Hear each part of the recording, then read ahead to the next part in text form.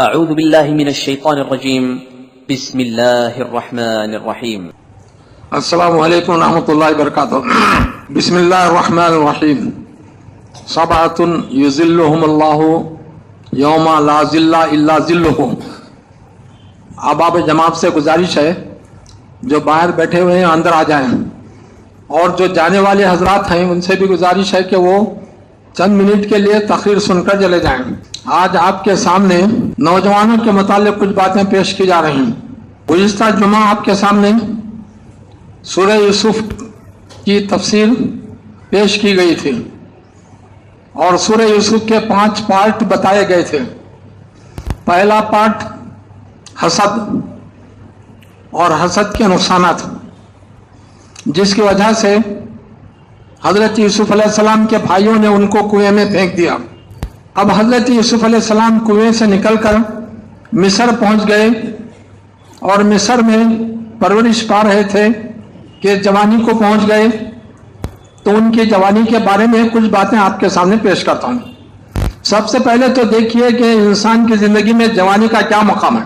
حدیث شریف میں آتا ہے، رسول اللہ صلی اللہ علیہ وسلم فرماتے ہیں کہ لا تزول قدم ابن آدم حتی یسأل عن خمس۔ قیامت کے دن میدان حشر میں کسی بھی انسان کا قدم آگے نہیں بڑھ سکتا جب تک کہ وہ 5 باتوں کا صحیح جواب نہیں دے گا۔ 5 سوالات ہوں گے، ان کے جواب آپ کو دینا ہوگا۔ اگر جوابات صحیح ہوئے تو آپ آگے بڑھ کر جنت کی طرف جائیں گے، اگر ان کے جوابات صحیح نہیں ہوئے تو آپ کو جہنم کی طرف ڈھکیل دیا جائے گا۔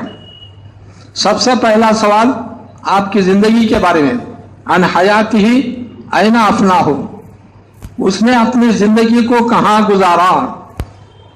وہ جب پیدا ہوا تو 1 دن کا ہوا، 10 سال کا ہوا، 20 سال کا ہوا، 50 سال کا ہوا، 70 سال کا ہوا، 90 سال کا ہوا، 100 سال کا ہوا، تو اتنی عمر اس نے کہاں گزارا اس کے بارے میں پوچھا جائے گا۔ دوسرا سوال ہوگا ان شبابہ این ابلاہ۔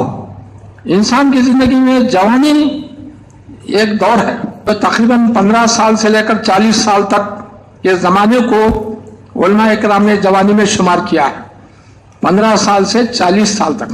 تو یہ جوانی جو ہے آپ کہاں گزارے، اس کے بارے میں سوال ہوگا، کیونکہ جوان آدمی اس کے قوا مضبوط ہوتے ہیں، اس کی سوچ صحیح ہوتی ہے، اور وہ ظلم کو روک سکتا ہے، اور اگر کسی کا حق مارا جا رہا ہے تو حق دلا سکتا ہے، اور مہمانوں کی خدمت کر سکتا ہے، مظلوموں کی مدد کر سکتا ہے، اور لوگوں کا بوجھ اٹھا سکتا ہے، اور اچھے کام کر سکتا ہے، اچھا علم حاصل کر سکتا ہے، اچھی تہذیب کے ساتھ زندگی گزار سکتا ہے۔ تو یہ جوانی کا یہ زندگی انسان کی زندگی کا بہترین دور ہے۔ سب سے لوٹی ہوئی چیز، گزری ہوئی چیز جو واپس نہیں آتی وہ جوانی ہے۔ آدمی جب بوڑھا ہو جاتا ہے اور اس کے اعضاء کمزور ہو جاتے ہیں تو وہ جوانی کو یاد کرتا ہے، لیکن جوانی واپس آنے والی نہیں ہے۔ اس جوانی کے بارے میں پوچھا جائے گا۔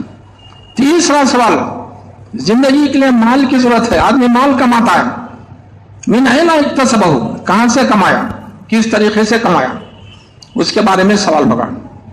چوتھا سوال، آدمی مال کمانے کے بعد اس کو خرچ کرتا ہے، کہاں خرچ کیا، کیسے خرچ کیا، این انفقہ، اس کو کہاں خرچ کیا، کیسے خرچ کیا، اسراف میں خرچ کیا، یا باطل کاموں میں خرچ کیا، یا حرام کاموں میں خرچ کیا، یا اس کو نیک کاموں میں خرچ کیا، اس کے بارے میں سوال ہوگا۔ پیسہ آیا بھی تو کوئی خوشی کی بات نہیں ہے، لیکن اس کو خرچ کرنے کا بھی ایک طریقہ ہے۔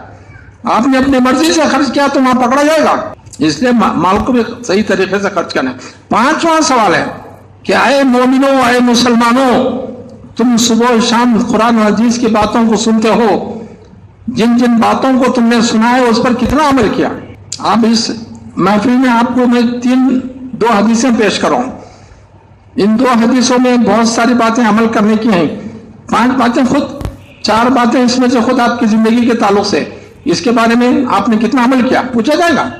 جو کچھ تم نے سنا ہے اس کو سننے پر عمل کرنے یا نہیں کیا اسے پوچھا جائے گا۔ یہ نہیں پوچھا جائے گا کہ عالم بنے، فاضل بنے، قرآن کے حافظ بنے، تم علم کو جانے، یہ نہیں، بلکہ جتنا کچھ آپ کو معلوم ہوا ہے چھوٹی بڑی باتوں کا، اس پر تم نے کتنا عمل کیا، اس کے بارے میں پوچھا جائے گا۔ یہ حدیث ابو داؤد شریف کی ہے۔ اب آئیے بخاری شریف کی ایک حدیث پیش کرتا ہوں۔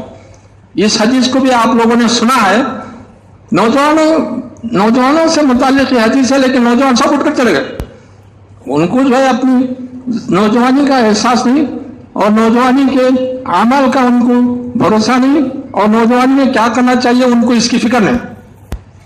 آئیے میں آپ کو بتاؤں کہ اب جب میں بخاری شریف کی حدیث پیش کرنے جا رہا ہوں